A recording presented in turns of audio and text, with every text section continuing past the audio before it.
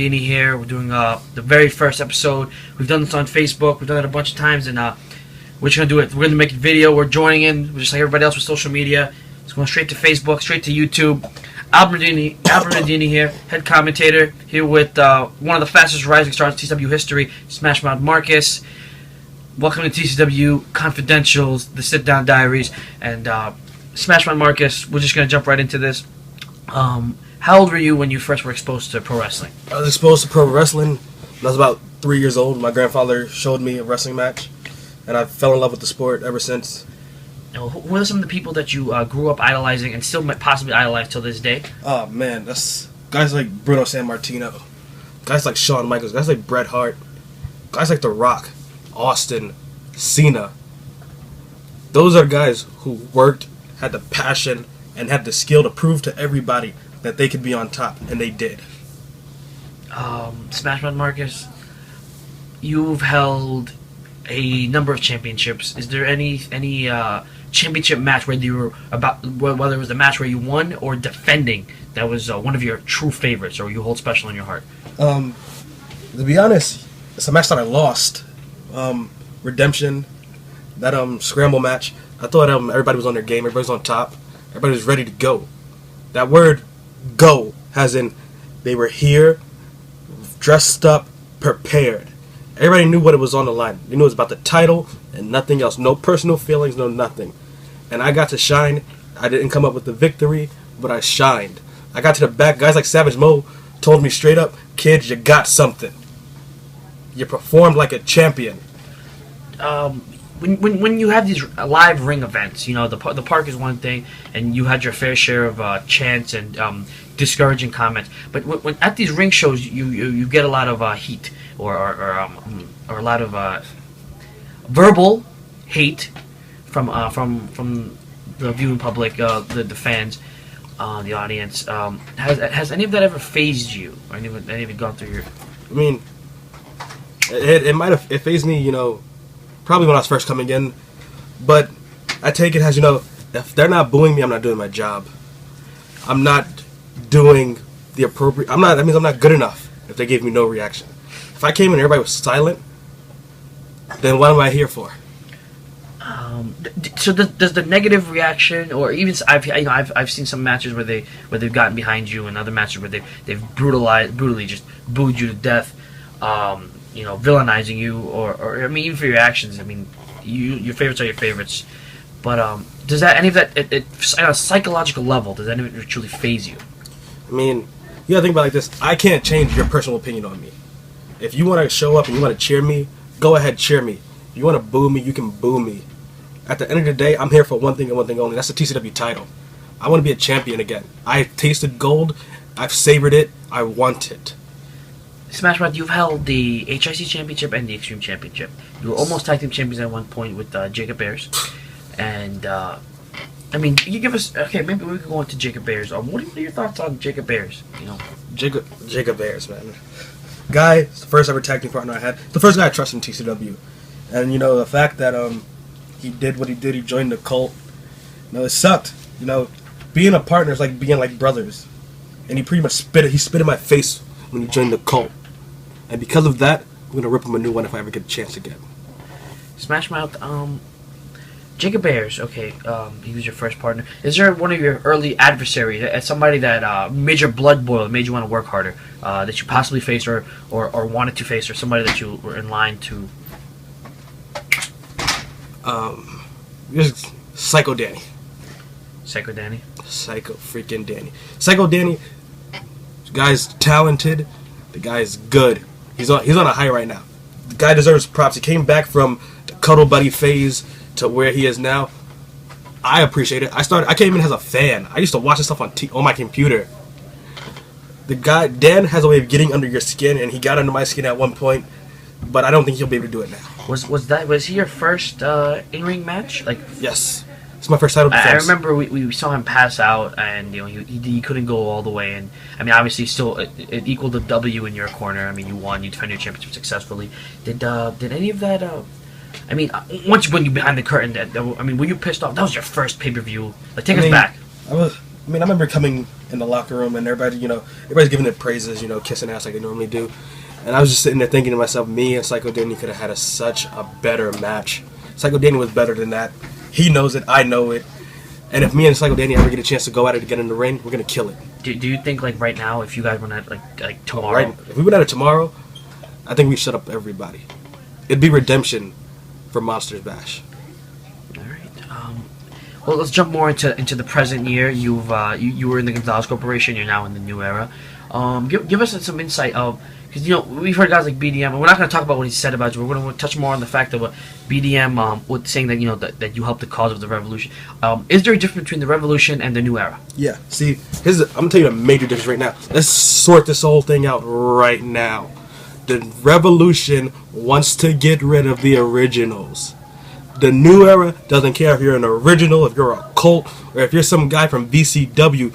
If you're here, we're willing to take you on and we're going to beat you. We want our spotlight. So if you are a member of the New Era and you know how good you are, you don't need the originals to be gone to take that spotlight. You just come out there and you shine every single week. That's what each and every one of us do. Let's go into what you're currently been going on. Take us back to Warfare. Warfare, you walked in. You were in an elimination match against the Cult, obviously. Your team versus their team. You, Showtime Wentz at the time, TSW champion versus Rosé.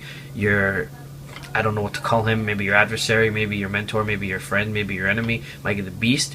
One and the other two, that were the original three that attacked everyone at Triple Threat Sunday. Machine and Violene. But Violene not being on the team and being replaced by Showtime West. That was your team. Take us back to the match. Tell us what you were thinking. And what I was thinking that we were finally going to get rid of the Cult. We were going to send their asses packing right back to HOW. But egos got in the way. You see, at Warfare, I helped eliminate Savage Mo. Nothing against Mo. I respect the hell out of the guy. The guy's done it all in TCW. Mo got himself counted out because he didn't want to wrestle the match. I got powerbombed and then pinned because our leader, Mikey the Beast, was too busy arguing with Rose to watch my back. How do you feel about with that? I mean, not okay. Now you're eliminated. You're walking to the back. What's going through your mind? Mikey the Beast, he has this whole image of we're supposed to be boys. But last time I checked, I'm not going to be arguing with somebody that you don't like while there's a match going on. You're supposed to be focused 100% on that match. If Mikey the Beast would have seen Savage Mo coming and warned me, I would have had enough time to retaliate or get out of the way. Mikey, you screwed up. It was your fault we lost. We were supposed to be boys. What happened? Okay, we step even further. Now, you made some claims, and Mikey the Beast has responded. His attendance is obviously well known, and his lack of attendance, I guess, would be the proper term to be used in this. You said that he was making all about him and Rose, and now Rose is gone again, and now it's all about Mikey the Beast. And Mikey the Beast went as far as saying that you're upset. He's just trying to fight the Cult, and you're upset because you're trying to make it about you. How do you feel about those remarks? Well, if I'm trying to make it about me, I'm going to make sure that while I'm making it about me, I'm taking out the Cult and anybody who gets in my damn way.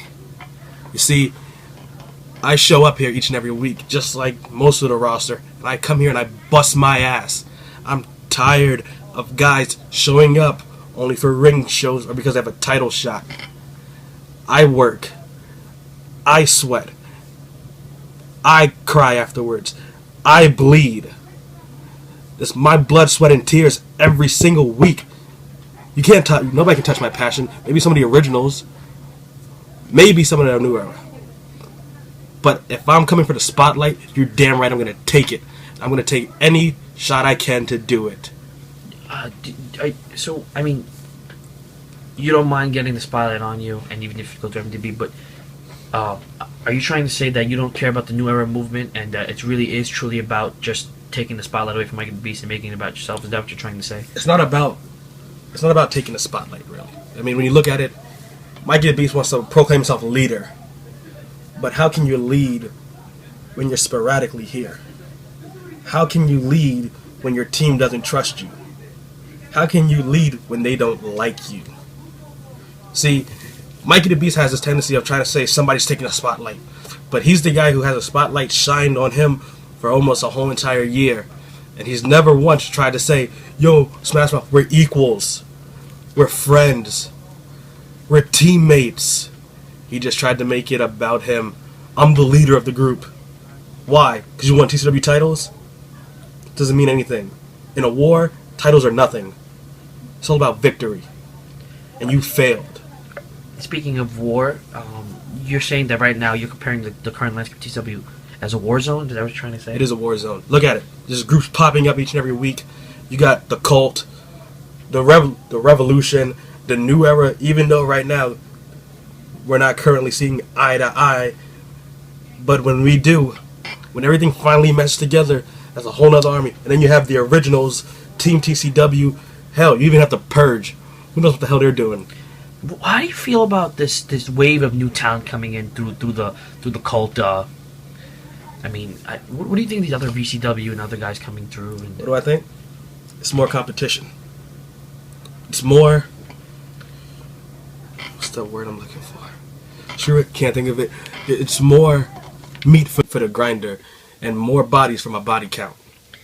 That's fair enough. Smashmouth, do you have any personal highlights or favorite matches that you've had? I mean, in no specific order. I mean, oh man, I can go. The list goes on, man. I had 2 great matches with T.P. Abraham. The guy's a hell of a competitor. It's nothing I can really take away from the guy. He's done what he has done. He says who's gonna get this work. He comes in and he gives you his all. Sinister X is another one. Guys like Violent A, Russell Violent A, twice. The guy, he has something there. He just needs to find a way to put it all together.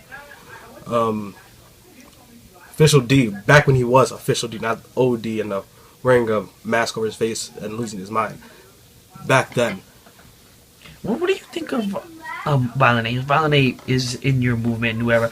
Please explain to us. I mean, I know he is part of the New Era. Is he not? He is part of the New Era. So, I mean, why is he not with you guys like on a weekly basis? Like, because Violent A he came to us and he said, I have this thing going on with Psycho Danny, and I want to be a man and I want to handle it on my own. That's what we're about. We don't need to jump you. You don't need to run up when you're not paying attention and beat the hell out of you.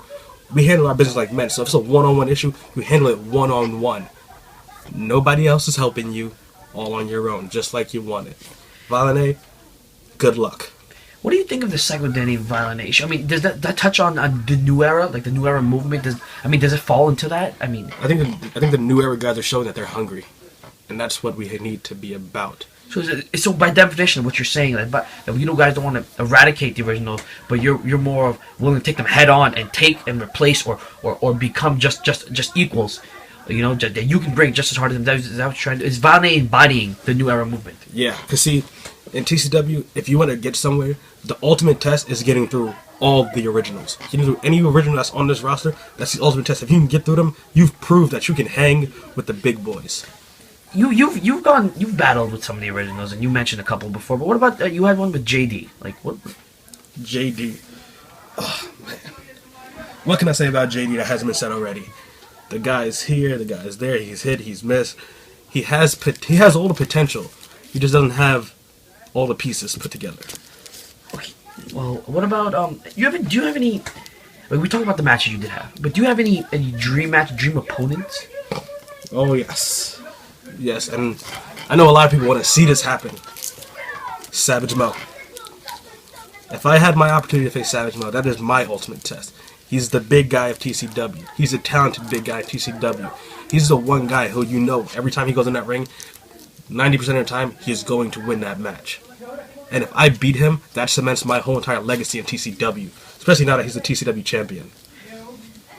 You recently TCW title match. You came up a little short, but you did earn an opportunity. What about the rumors and then the jokes or from the roster itself, from the fans itself, this dream match scenario between you and Odyssey, the former Jackal's former bodyguard, tag team partner of DOA, Dead on Arrival. What do you? Let's see, Odyssey. Funny story. Me and Odyssey used to go to high school together. Odyssey is a big for nothing bodyguard. He wasn't even good at doing that. If Odyssey was a Pokemon and he evolved, he would evolve into me. And he should be happy. He should be happy that I'm even giving him mention on my interview. So do you have a dream match or a dream scenario? Well, this would be like your dream match. It's one match from the top of your head. One match, anybody. Yeah. Dream match scenario, I dream match. already gave you Savage Motherfucker. Already faced TPC. 319. And where would you like to have this match go down? I mean, It can go down anywhere at once. I know 319 is the guy that everybody likes to say he can do it. He can take anything. He can do anything. I mean, would you like to see this at like a Forsaken or I don't care where it possibly happens. the Mania I'll itself? wrestle the guy in a phone booth in Central Park if I have to. But if I have to go against him, I'll do it. Regardless of when, where, the time, the place, rain, snow, hurricane, I'll do it. Smashmouth, you've shown very. I mean, people do acknowledge it, or at least people backstage do acknowledge your understanding of the game itself, of the wrestling game itself, as a whole, as a sport. Who are some of the people that have impressed you or have caught your eye? In TCW. Yes. Like that. Or maybe not impressed, but at least caught your attention where this guy has something. Boondocks. Boondocks is one of them. Because the kid, you can say whatever you want. You say he's skinny, he looks like an Ethiopian. You can say anything you want. But the guy works. He's a hard worker. You can't take away what he does. Another guy like John the Cat Hardy has the potential. The fact that that man is a Grand Slam champion, people forget about that. He has all the tools set up for him. He just needs to execute them so much better. He could be a force, but he's just like him and JD have something in common. They're hit and miss. Tchaikovsky's another guy. Not the brightest bulb in the shed, but the guy has some athleticism to him. Machine. I wrestled Machine. Machine beat me. That is an accomplishment all in itself. He should be happy. Jacob Ayers. I ain't got nothing to say about him except for the fact that the guy, I don't team up with anybody who's less than standard and less than quality. Hell, even a member of the cult, Phantom X. Look at that guy. He has all the tools. He can do it all. But when he faces me, I'm gonna break him in two. That's fair. Smashmouth Marcus, you're going into a match with Mikey the Beast at Overboard, 1-on-1.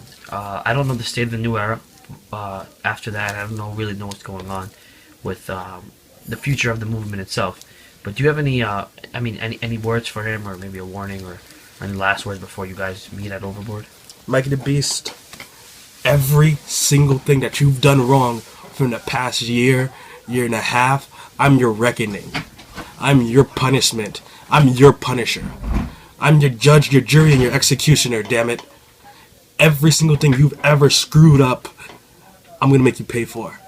You've been getting a taste of it for the past several weeks. I've knocked you out several times. I've embarrassed you. I've done what you've done, and I try to humiliate somebody on the microphone. The only difference is the fact that I'm here. I'll follow up on it. You'll say something, disappear for 2 weeks, then come back, want the spotlight. You're not going to get it. Plain and simple. This is not all about leadership. It's not about me having my spotlight. This is about respect. That's all the new era is about. It's about respect.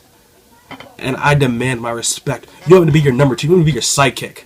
Obama, you want me to be Joe Biden. Nobody knows who Biden is. At Overboard, all your sins come full circle because I don't play no games.